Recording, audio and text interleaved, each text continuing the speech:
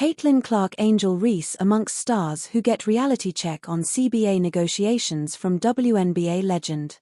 The 2025 WNBA All-Star Game wasn't just a showcase, it turned into a moment of defiance. In Indianapolis, every All-Star walked onto the court wearing black t-shirts that read "Pay us what you owe us."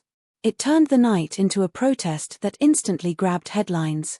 The surprising move was led by WNBA President Nneka Ogwumike, who rallied everyone from Caitlin Clark to Paige Bueckers to unify behind the bold statement. But that day hasn't been void of criticisms.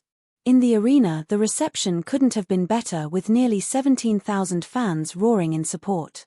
But off of it we cannot say the same. While Candace Parker voiced that the players should have put up a better game if they had come out with the message as bold, another WNBA legend has questioned if it was the right wording at all.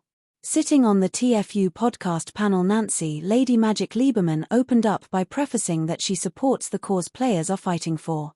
The women playing in the W right now are incredible gatekeepers to the game.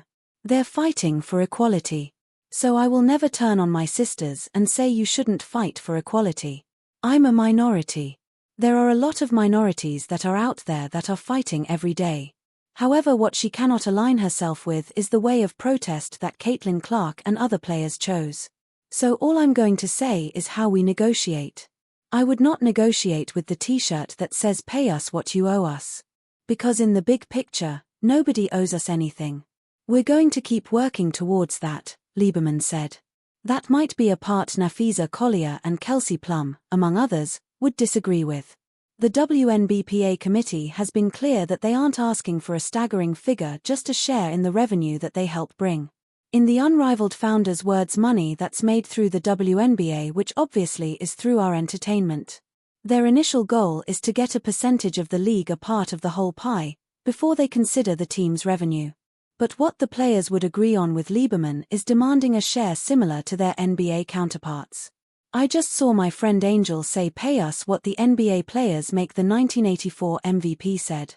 Reese's comment had already met with a matching one from NBA's Draymond Green, who asked her to do a 360 windmill dunk first. According to Lieberman, the WNBA cannot pick up fights with its male counterpart right now. They are in a building phase, while the NBA has already established a reach that warrants their salaries. "I'm not sure that I would wear that t-shirt. It's just not the way to negotiate when the NBA is making $8 billion a year and the WS bringing in, check my math, maybe $500 million, right, because they haven't gotten into that new media money, the $2.2 billion," noted the WNBA legend. The new media rights deal will kick in for the 2026 season, expected to help the league make its way out of the money owed to the NBA.